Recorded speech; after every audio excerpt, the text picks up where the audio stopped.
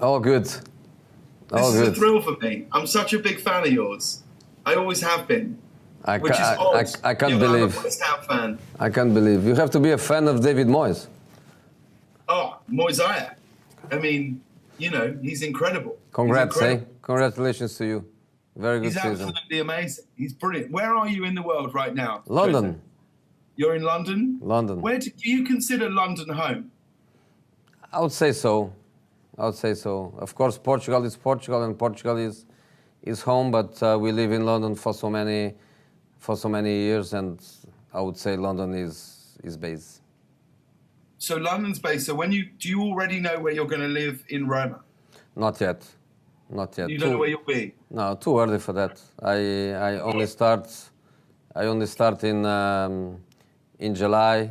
The league in Italy starts even later than in the Premier League. Plenty of time to go and to think about it. And when I go immediately to pre-season. So I would say that even the first 2-3 weeks of work I will be with the team, or traveling or doing pre-season. And I'm not even worried about that. I'm just happy to go and to work. Are you excited for this new chapter? I am. I felt a very good connection, very good empathy with the people, with the owners. The way they approached me, the conversation that we had, I really liked. And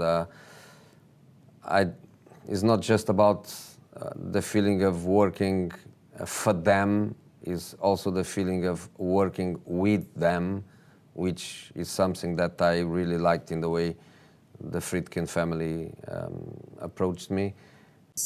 I've always felt like you've always known deep down when something is going to work, and then I think you've always figured out quite quickly, like, okay, this isn't going to work in the long term. Like, I felt like when you were at Man United, when you started the pre-season, when we were filming, you were here in LA, you were on a pre-season tour with the Man United team.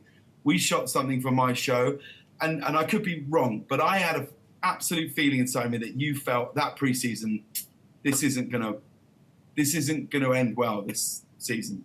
Would that be right? I have a good experience, of course, and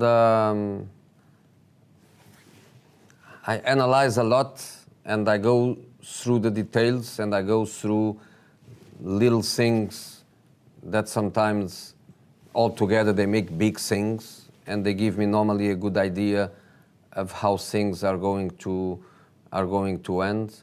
No doubts about it. Do you mean in terms of you wanted more players? Because I remember you saying to me, you were like, I don't have any players.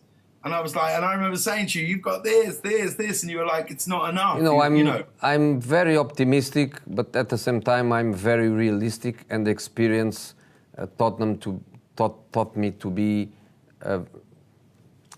realistic and to find a balance between optimism and being realistic. And when we did that with Manchester United by winning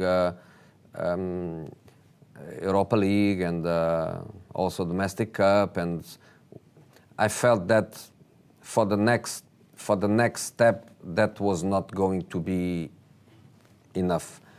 And the reality is that since then, even with a different investment, a different stability, a different perception that somebody is doing an amazing work to give a different perception, what happened was nothing happened.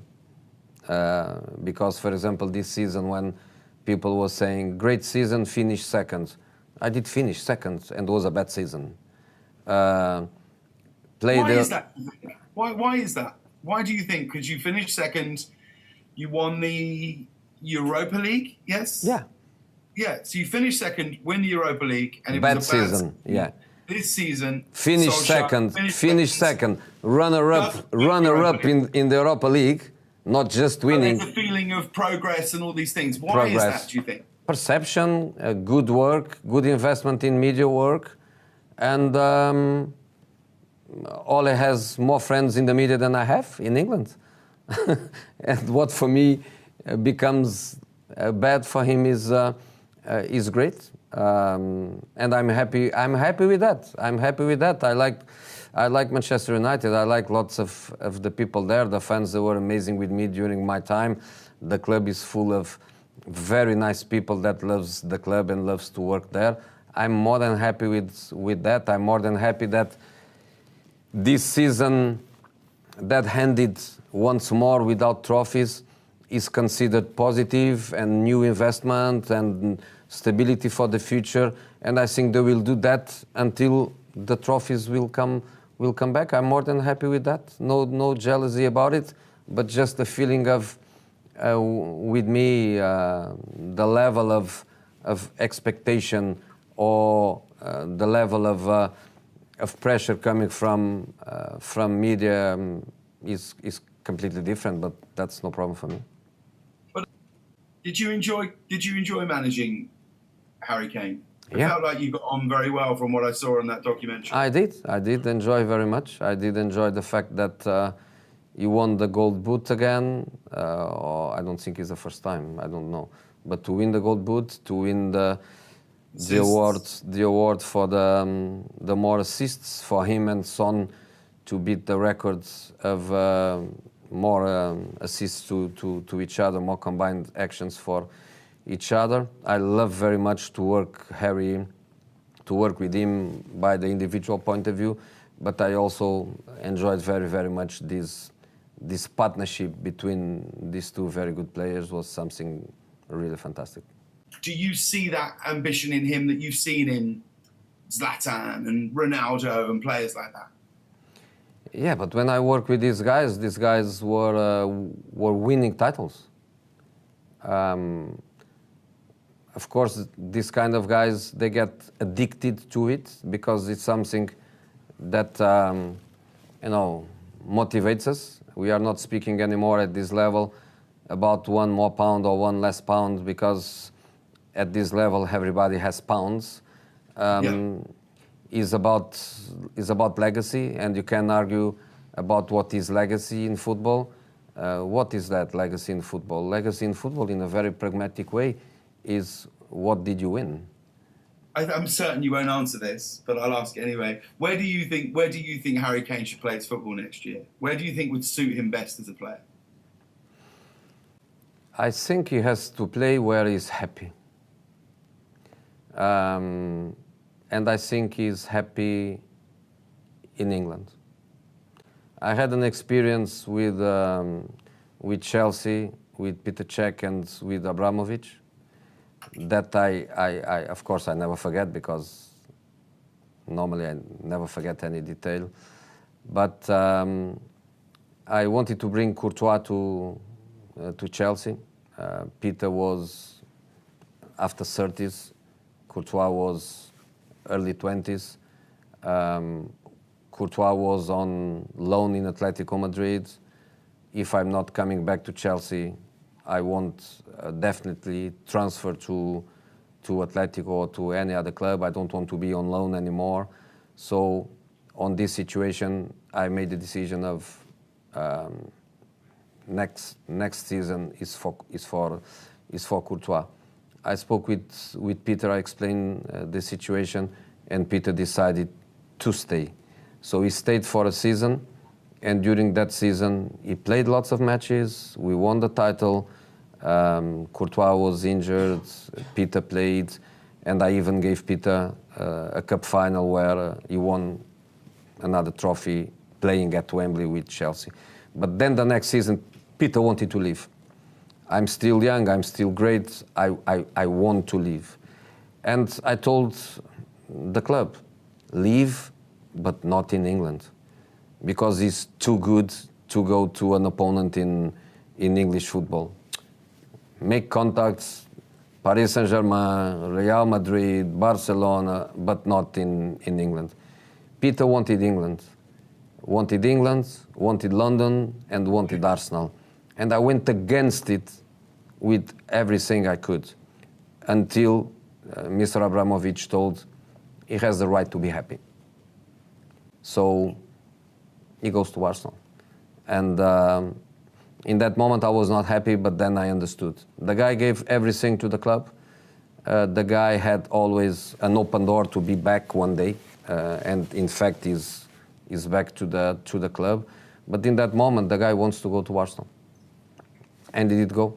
And I learned with Abramovich in that moment that sometimes these human values, they mean. That was a wonderful way of ignoring where you think Harry Kane should go and play football. Yeah. I told you.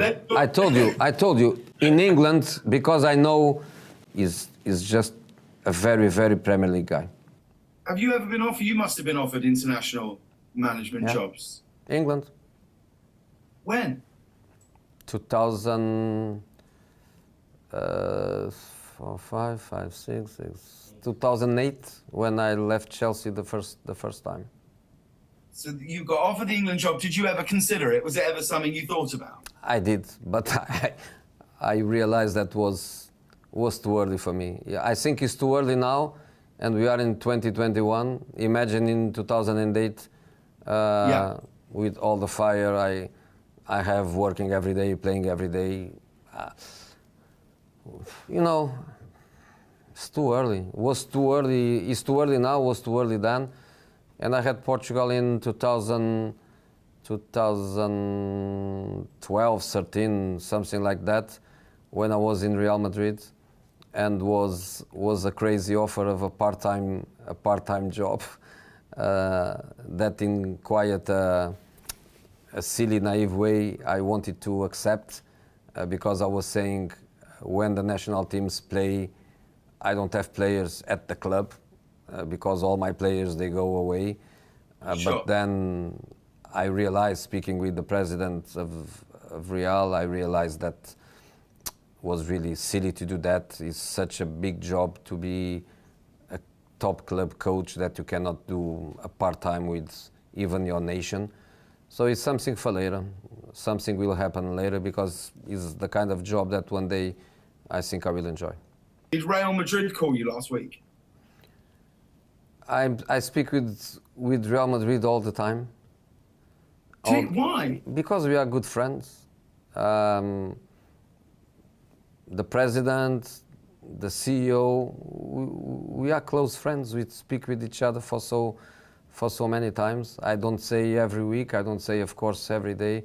But we have a very, very good relation. It's something that I'm really, really proud of, is that every club that I left, I have, almost every club that I left, I have a very good and close relation with the people that I've worked with.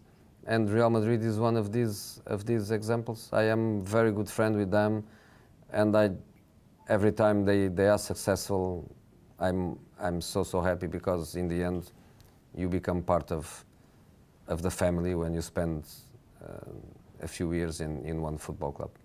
But I'm interested to know, from a manager's point of view, you've been in those situations. What do you say to your players? What do you think Gareth Southgate should say to an England team when you've got your five? Do you know my record? Do you know my record on penalty shootouts? No. I don't. Go on. You don't. Because if you know, you understand that I cannot give advice to anybody.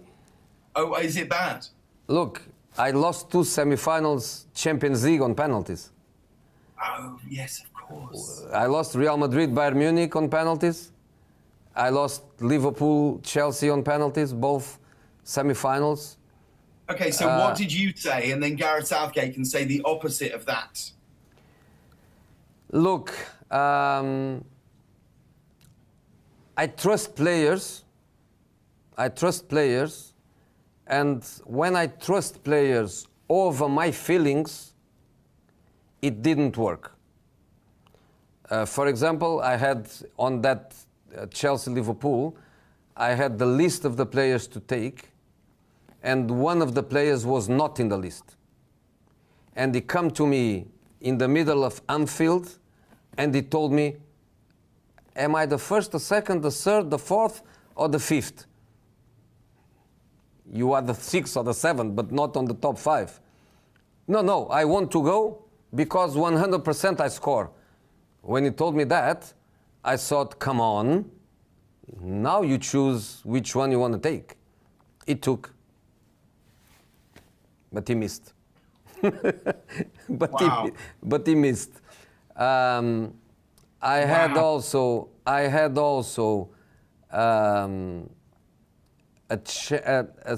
European Super Cup. An European Super Cup was in Prague, Chelsea, Bayern, and again, the guy that missed, he shouldn't take, but he told me I want to take. So every time I trust the guys, I missed. And the last time I won was this season, Tottenham-Chelsea.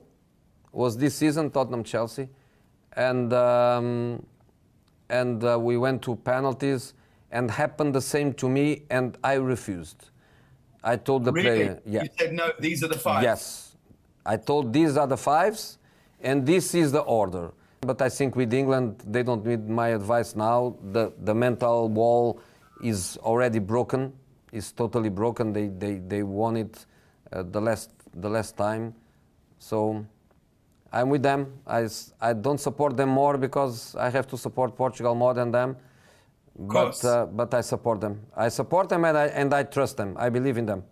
All right, Josie, to finish up, we're going to do a quick fire round, okay? Just some quick fire questions, and you just got to answer like just the first thing that comes to your mind, okay? That's right.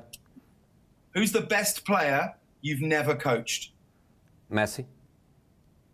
What's the best game you've been part of as a manager? The best match?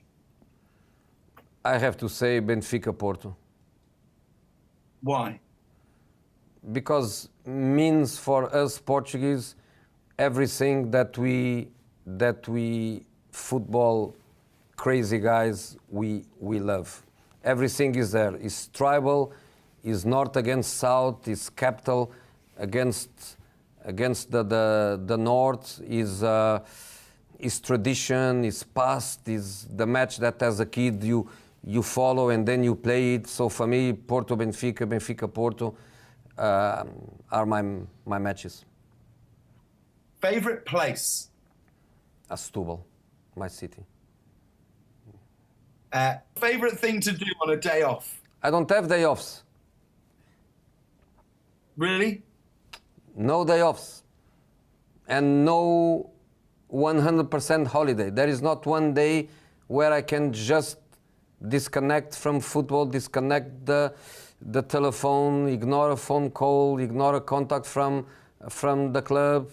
There is not, I don't remember a one day off. I don't remember. And now, finally, be honest, and this is what I've always felt. Everything you've achieved in your career, 25 and a half cups. That's very important. Finals, that's very important. And a half. Biggest clubs in the world. Do you feel with every move you're getting closer to your dream as a football manager, which is to manage West Ham United? Do you feel you'll be ready at some point? It's not my dream. It's not my dream, but because it's so far out of reach, you can't even dream about it. I get it. Maybe. I am not a club man. That's clear. I am not a club man. I am a guy of many clubs. I am a guy that loves my job. I am a guy that loves my club. I have a guy that dedicates my life to my club. But my club, since I was a young kid, my club was my dad's club, where he was working, and become my club when I'm working. Jose, I cannot tell you what a thrill it is just to sit and talk to you for this amount of time. My admiration for you grows every time I meet you, and best of luck at Roma. See you in LA, I hope. This has been a real thrill for me. I'll see you in really, LA. really soon. If I don't go for pre-season, I will go to Coachella.